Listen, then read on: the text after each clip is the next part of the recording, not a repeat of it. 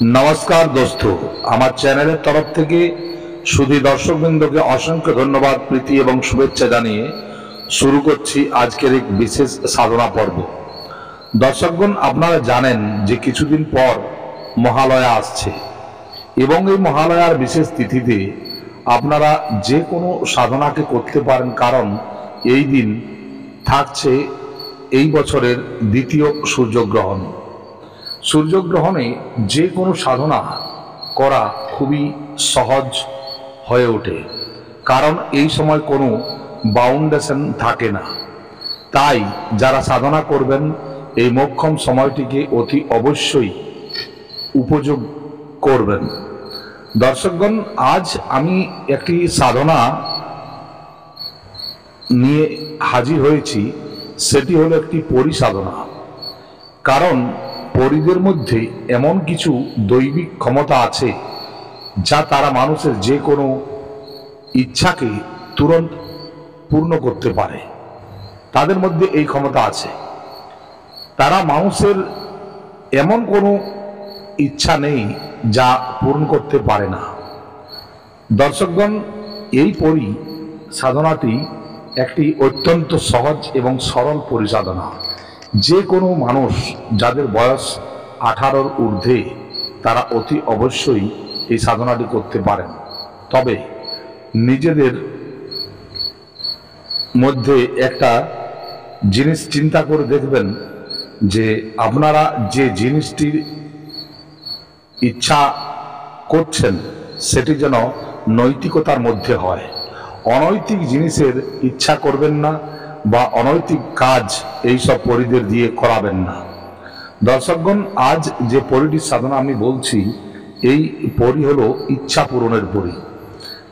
যে কোনো সময় আপনারা এই সাধনাটি করতে পারেন। এর জন্য বিশেষ তিথি বলতে এটি অন্ধকার পক্ষে অর্থাৎ কৃষ্ণপক্ষে এই সাধনাটি করতে হয়। এই সাধনার জন্য আপনারা বিশেষ কিছু জিনিসের দরকার হয় না। তবে একটা কথা মনে রাখবেন, এই সাধনাটি হলো গুরু প্রদত্ত। গুরুর আজ্ঞা নিয়ে, তার অনুমতি না নিয়ে এই সাধনা করবেন না। এতে কোনো ফলও হবে না, এতে হিতে বিপরীত হতে পারে। দর্শকগণ, মানুষ অনেক কিছুই চায়, কিন্তু সব চাওয়ার মধ্যে তার প্রতিটি ইচ্ছাকে পূরণ করা সম্ভব নয়। এই জন্য আমাদের কিছু ঐশ্বরিক ক্ষমতা বা কিছু সাহারার দরকার হয়। এই দরকারগুলির মধ্যে এই পরি হলো এই জগতের মধ্যে সবচাইতে কম সময়ের মধ্যে দর্শন দিয়ে আপনাকে কৃতার্থ করতে পারে। পরিদের মধ্যে অশেষ দৈবিক গুণাবলী আছে। তারা মানুষ জগতের মধ্যে এসে মানুষের কল্যাণ করতে চায়, কিন্তু সেগুলো যেন কোনো অনৈতিক কাজ না হয়। অনেকে আবার কোশ্চেন তুলেন, কি পরীরা সত্যি আছে কিংবা এগুলো সব গল্পগুজব? যারা বিশ্বাস করেন তাদের জন্য সবই আছে, যারা বিশ্বাস করেন না তাদের জন্য কিছুই নেই। অর্থাৎ আপনি যদি কোনো একটা জিনিসকে বিশ্বাস করে চলেন এবং সেই চলার পথ যদি আপনার নৈতিকতার মধ্যে হয় এবং সেটি যদি পূর্ণরূপে হয়, অতি অবশ্যই সেটার ফল আপনি পাবেন। দর্শকগণ, এই সাধনাটি করতে হলে আপনাদের কৃষ্ণপক্ষের বুধবার কিংবা শুক্রবার এই সাধনাটি করতে হবে। এই সাধনার জন্য আপনাকে সর্বপ্রথম একটি পুরানো বাবুল গাছ, অর্থাৎ যাকে হিন্দিতে কিকর বলে, বাংলাতে আমরা বাবলা গাছ বলি, এই বাবলা গাছ, একটি পুরানো বাবলা গাছ আপনাকে বেছে নিতে হবে। এই বাবলা গাছের নিচেই আপনাকে এই সাধনাটি করতে হবে। তবে এই সাধনাটি আপনাকে রাত্রি 10টার পর গিয়ে করতে হবে, এই কথাটি মনে রাখবেন। এর জন্য যেসব সামগ্রীগুলি দরকার হবে সেটা আমি বলে দিচ্ছি। সেটা হলো চন্দনের গুঁড়ো, অর্থাৎ চন্দন পাউডার এবং চন্দনের ইত্র এবং গোলাপের ইত্র, এই দুই ধরনের ইত্র। একটি কালো সুতো, কালো রঙের মোটা সুতো চাই, সেটি হবে 2 মিটার কিংবা 1.5 মিটারও নিতে পারেন। এবং 7 ধরনের মিষ্টি, 7 ধরনের মিঠাই, 7 পিস মিষ্টি চাই এবং সেটি 7 প্রকারের যেন হয়। এই জিনিসগুলি নিয়ে আপনাকে এই সাধনা করতে হবে। এই সাধনার জন্য বিশেষ কোনো জিনিসের দরকার হয় না বা বিশেষ কোনো নিয়মেরও পালন করতে হয় না। যারা খুবই অসুবিধার মধ্যে আছেন, যাদের কিছু মোটা অঙ্কের টাকা ফেঁসে আছে বা অন্য কেউ নিয়ে চলে গেছে, এমত অবস্থায় এই সব সাধনাগুলো করা খুবই উপকারী। কারণ এইসব পরীদের কাছে আপনি যদি আপনার মনের ইচ্ছা বলেন, অতি অবশ্যই সেটা সে পূরণ করবেই। আপনাদের যে কোনো ইচ্ছাকে এই পরীরা অতি কম সময়ের মধ্যে পূরণ করতে পারে। পরীরা মানুষের মধ্যে থেকে মানুষের কল্যাণই করতে চায়, কিন্তু কিছু কিছু মানুষ সেই সব শান্ত স্বভাব বিশিষ্ট পরীদের সাথেও অনৈতিক কার্যকলাপ করে থাকে, কিন্তু এর জন্য তাকে ভোগান্তিও পোয়াতে হবে, এটা মনে রাখবেন। দর্শকগণ, এই পরীরা যতই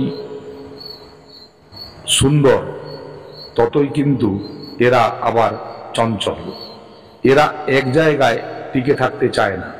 তাই পরীদের কাছে যেসব কাজগুলো আপনাকে করে নিতে হবে সেগুলো কিন্তু ফটাফট করে নিতে হবে।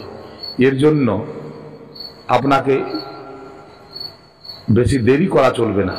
যখন আপনি এই সব সাধনাগুলো করবেন, আপনার মনের ইচ্ছা কিন্তু একটাই থাকবে। 55 ধরনের মনের ইচ্ছা প্রকাশ করবেন না, কারণ বিভিন্ন ইচ্ছাকে বলতে গিয়ে আপনি আপনার মূল উদ্দেশ্যটাই ভুলে যাবেন। যখন পরীরা কাছে আসবে তখন আপনাদের ভয় করলে চলবে না। এই সাধনা চলাকালীন আপনার কিন্তু কিছু পরীক্ষাও এই পরীরা নিতে পারে, তার জন্য আপনাদের তৈরি থাকতে হবে, এটা মনে রাখবেন। এই সাধনা কিন্তু 21 দিন লাস্ট, 21 দিনের সাধনা এই পরিসাধনা। এর মধ্যে অতি অবশ্যই পরী এসে আপনাকে দর্শন দেবেই দেবেই এবং দেবেই। এই প্রয়োগটি আপনাকে বাবুল গাছের নিচে কিন্তু একই দিন করতে হবে। আপনাদেরকে আমি পূর্ব বলেছি যে এটি গুরু আজ্ঞা নিয়ে করতে হবে, গুরু আজ্ঞা ছাড়া এই সাধনা করা চলবে না।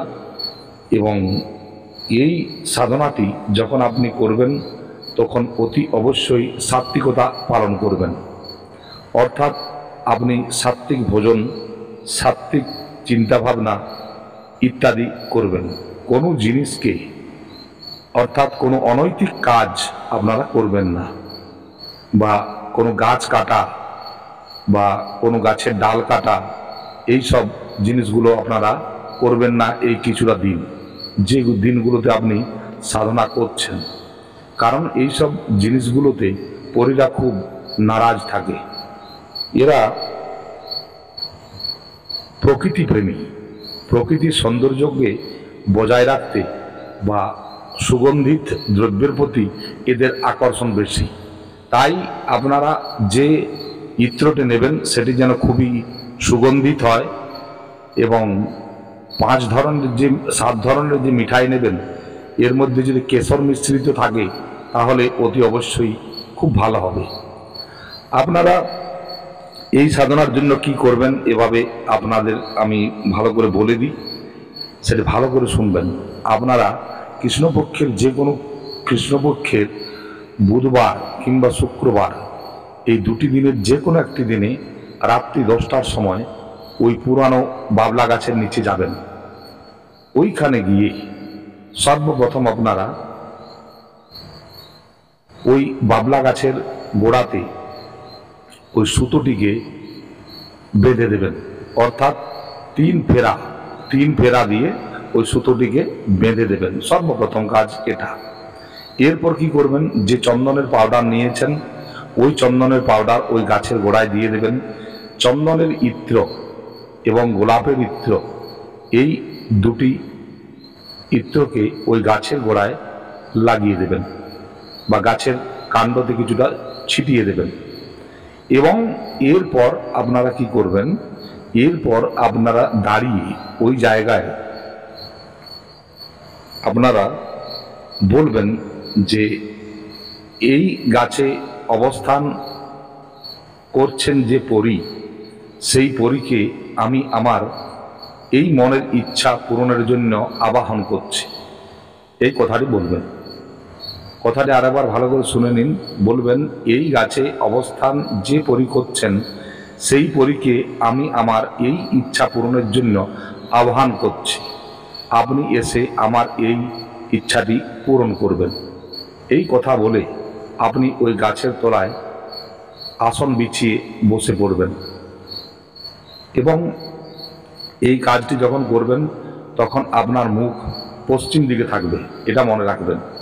পশ্চিম দিকে মুখ করে বসবেন এবং এরপর যে মন্ত্রটি আমি বলছি সেটি কিন্তু স্ক্রিনেও আপনারা পেয়ে গেছেন হয়তো। ওই স্ক্রিনের মন্ত্রটি আপনাদের বলতে হবে এবং এই মন্ত্রটি 21 বার আপনাকে বলতে হবে, 51 বার বলতে হবে এবং বলে আপনি সোজা বাড়ি চলে আসবেন।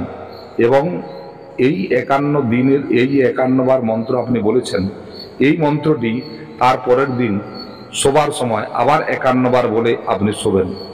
আপনি দেখতে পাবেন যে হয়তো 3 দিনের মধ্যেই অবশ্যই এই পরী আপনাকে দর্শন দেবে।